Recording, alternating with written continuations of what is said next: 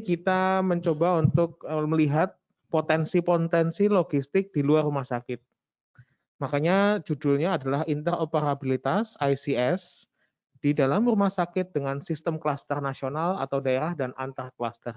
Nah, mungkin kalau kemarin Bu Ipung menjelaskan dengan frekuensi yang sama dengan Bapak Ibu di rumah sakit ya, karena sama-sama dari rumah sakit. Nah, ini mungkin ada beberapa terminologi yang agak kurang familiar buat Bapak Ibu. Apa itu interoperabilitas dengan sistem cluster? Ya, saya. Nah, ini outline presentasinya adalah memahami platform koordinasi dan kolaborasi di luar rumah sakit pada COVID-19 ini. Adanya sistem cluster nasional, kemudian sistem koordinasi dan kolaborasi di luar rumah sakit. Kemudian alur komunikasi kembali untuk menginisiasi permintaan kebutuhan sumber daya di luar rumah sakit ke luar rumah sakit pada COVID-19. Saya mulai ini kita lihat di sini ada contoh ya. Ada contoh dari PKU Rumah Sakit PKU Muhammadiyah Bantul. Di sini kita bisa lihat bagaimana PKU Muhammadiyah ini berdasarkan hasil analisisnya, kemudian dari operasional dan juga dari logistik, dan mereka memberanikan diri untuk keluar, ya toh, memberanikan diri untuk membuat sebuah media kampanye. Ini loh yang kita butuhkan di rumah sakit kami. Nah, ada jumlah ventilatornya 4, set 4 dengan harganya disebarluaskan ke publik. Jadi kalau ada yang mau memberikan donasi 3 miliar itu jumlah yang mereka butuhkan untuk 4 ventilator. Nah, itu contoh saja bagaimana mereka mencoba transparan dengan apa kebutuhan di dalam rumah sakit dengan potensi yang ada di luar rumah sakit. Mungkin tidak semua tercukupi, tapi minimal masyarakat sudah tahu, dan siapa tahu ada sultan dari Timur Tengah yang baca dan 3 miliar ini tercukupi. Yang kedua, kita lihat di sebelah kanan juga, karena kemarin kita sudah menelaah ya, logistik itu tidak hanya obat-obatan, kemudian alat-alat kesehatan, APD, tapi juga sumber daya manusia lingkupnya. Nah, ini bagaimana kita menjamin ketersediaan sumber daya manusia dan juga keamanan dan keselamatan mereka. Teman-teman yang berada di garda depan di rumah sakit. Nah, ini Wisma Tenaga Medis dari Rumah Sakit Sarjito bekerja sama dengan layanan penyedia penginapan. Nah, jadi ini juga salah satu cara bagaimana rumah sakit bisa memobilisasi sumber daya dari luar. Ini inovasi-inovasi seperti ini sangat kita butuhkan di situasi seperti ini, baik rumah sakit maupun yang lain juga seperti itu. Nah, ini lihat kita bisa memahami platform koordinasi dan kolaborasi sumber daya di luar rumah sakit, yaitu sistem cluster. Apa sih sistem cluster itu? Nah, ini adalah sistem cluster internasional. Karena pandemi COVID ini sudah pandemi global, jadi ini sedikit saya sampaikan juga tentang terminologi cluster di internasional. Saya ambil ini dari IASC, Interagency Standing Committee. Jadi di internasional sekarang ini sudah diaktifasi yang namanya klaster bantuan internasional. Jadi untuk klaster kesehatan yang bertanggung jawab untuk menganalisa bencana non alam ini adalah WHO. Kita selalu menggunakan guideline-guideline-nya WHO dalam penanganan COVID ini, yang tentu saja guideline WHO berlaku untuk 200 negara anggotanya. Jadi Bapak Ibu harap maklum kalau mungkin pedoman WHO tidak selalu berkesesuaian dengan kondisi di lapangan. Itulah kenapa Kementerian Kesehatan bersama dengan WHO di Indonesia mencoba untuk mengadaptasi. Jadi pedoman-pedomannya WHO itu ada banyak, dicoba diadaptasi menjadi pedoman yang sekarang sudah ada revisi keempatnya, yang warna ungu itu. Nah, itu isinya juga semuanya dari pedoman-pedoman WHO dan sedikit diadaptasi. Ya, ada adaptasi yang agak lebih jauh lagi, kemudian lebih dalam lagi, maksudnya ada istilah-istilah PDP, ODP, kemudian OTG. Nah, itu hasil adaptasi. Jadi kalau sekarang di media banyak yang menanyakan, mungkin kalau kemarin kita lihat ID minta WHO untuk Kemenkes untuk transparan lah. Yang di pedoman WHO hanya dimintakan untuk vokal person IHR, yaitu Dirjen P2P di Kemenkes itu melaporkan kasus positif saja. Jadi memang benar Pak Ahmad Yuryanto dan pemerintah Indonesia hanya melaporkan kasus positif. Tapi tuntutan dari ID ini kemudian direspon dengan positif juga oleh pemerintah Indonesia. Pada infografis terbarunya dikeluarkan informasi mengenai ODP dan PDP. Nah, itulah kenapa WHO mempunyai peran penting dalam klaster kesehatan internasional. Nah, ini kalau misalnya kita kan sedang menanjak kurvanya ini. Kalau negara lain sudah turun kurvanya, kemudian membantu Indonesia, bantuan asing boleh diperbolehkan masuk ke Indonesia, karena ini sudah juga dideklar sebagai bencana nasional, klaster internasional ini akan dibuka. Salah satunya yang bisa kita manfaatkan adalah sesuai dengan materi kita hari ini adalah klaster logistik. Di Indonesia sendiri sudah, seingat saya, sudah 2 kali kita membuka klaster internasional.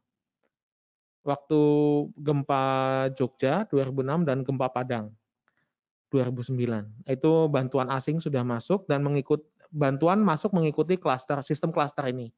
Jadi Bapak Ibu yang ada di rumah sakit juga sedikit banyak harus bersiap-siap jika klaster internasional dibuka, bantuan asing masuk, ini klaster yang bisa, ini mekanisme koordinasi klaster yang bisa kita pergunakan.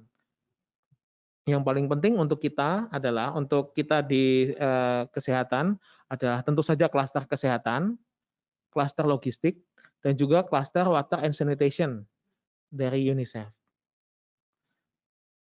Seperti itu. Ini adaptasinya. Jadi di Indonesia, di dalam keputusan Kepala BNPB tahun 2014 sudah diadaptasi menjadi klaster nasional. Klaster nasional jika ada bencana nasional, bencana level provinsi dan kabupaten, pengampu dari klaster kesehatan adalah Kementerian Kesehatan. Logistik diampu oleh Kementerian Sosial dan BNPB. Di sini BNPB sebagai koordinatornya. Jadi sejauh ini saya harap Bapak Ibu sudah kenal sedikit mengenai terminologi klaster, apa itu klaster pada saat penanggulangan bencana. Karena ini kita sedang berada dalam penanggulangan bencana non-alam. Jadi ada sistem klaster yang diaktifkan. Nah, sistem klaster sendiri itu diaktifkan saat ini menjadi gugus tugas. Jadi di bawah gugus tugas ada ICS juga di sana. Tapi terminologi klaster tidak digunakan. Dia melebur ke dalam fungsi-fungsi dari gugus tugas itu sendiri. Nah, ini koordinasi, kolaborasi, dan integrasi sumber daya kesehatan. Komponen-komponen dari klaster kesehatan adalah komponen lintas aktor, lintas program, lintas sektor pemerintah, non-pemerintah, masyarakat, dan lembaga usaha. Jadi Bapak Ibu juga yang di rumah sakit juga terus mengingat-ingat bahwa potensi klaster ini tidak hanya sebatas di dinas kesehatan saja, tapi juga ada lembaga usaha, masyarakat, dan juga NGO-NGO, dan juga lembaga akademik seperti universitas. Dan sebaiknya dikoordinir oleh Dinas Kesehatan atau Satgas COVID-19.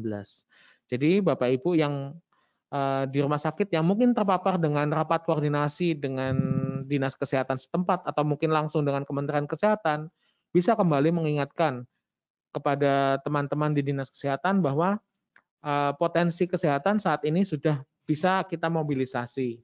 Dan itu memang kebijakan masing-masing daerah untuk bagaimana untuk memobilisasinya. Nah, ini salah satu inisiatif juga oleh teman-teman dari UN-OCHA, jadi badan-badan PBB bekerja sama dengan MPBI, Masyarakat Peduli Bencana Indonesia, untuk memetakan jumlah pemain, aktor-aktor kemanusiaan tadi. Di sini bisa kita lihat ada 118 LSM, badan PBB dan universitas. Untuk kesehatan banyak ya. Oh, sedikit ternyata untuk layanan kesehatan. Ini karena tidak menghitung kapasitas pemerintah. Nah, sementara itu yang logistik banyak ini, sekitar 35 pemain di bidang logistik dan mayoritas ada di Pulau Jawa. Detailnya bagaimana ini bisa dilihat di sini. Ya, di sini maaf. Bisa diklik ini di sini, banyak resource di situ dan disesuaikan dengan potensi daerah masing-masing. Nah, bagaimana struktur ICS itu sendiri menghadapi klaster ini? Interoperabilitas. Jadi bagaimana sih cara kerja ICS di rumah sakit dengan interoperabilitas dengan klaster tadi. Nah, ini sudah kita bahas di pertemuan-pertemuan sebelumnya, terutama di informasi. Inilah misalnya dari informasi kemudian ke komandan bencana menyampaikan ke public relation-nya atau mungkin ada spokesperson di sana. Juga dari tim PPI kemarin sudah kita bahas, tim PPI memberikan masukan kepada komandan bencana, kemudian kepada logistik. Nanti dari komandan bencana menyampaikan ke public relation untuk liaison officer, petugas penghubung, baik ke Dinkes maupun ke Satgas COVID, kabupaten atau kota atau provinsi setempat, dan ke relawan atau donatur. Apa yang disampaikan? Nah ini contoh dari RSUD Wates sama dengan rumah sakit PKU Muhammadiyah Bantul tadi. Ini yang kita butuhkan, masker bedah segala macam. Kalau di sini tidak disebutkan detailnya apa, tapi di sini jelas bahwa ada media komunikasi bahwa rumah sakit RSUD Wates butuh bantuan.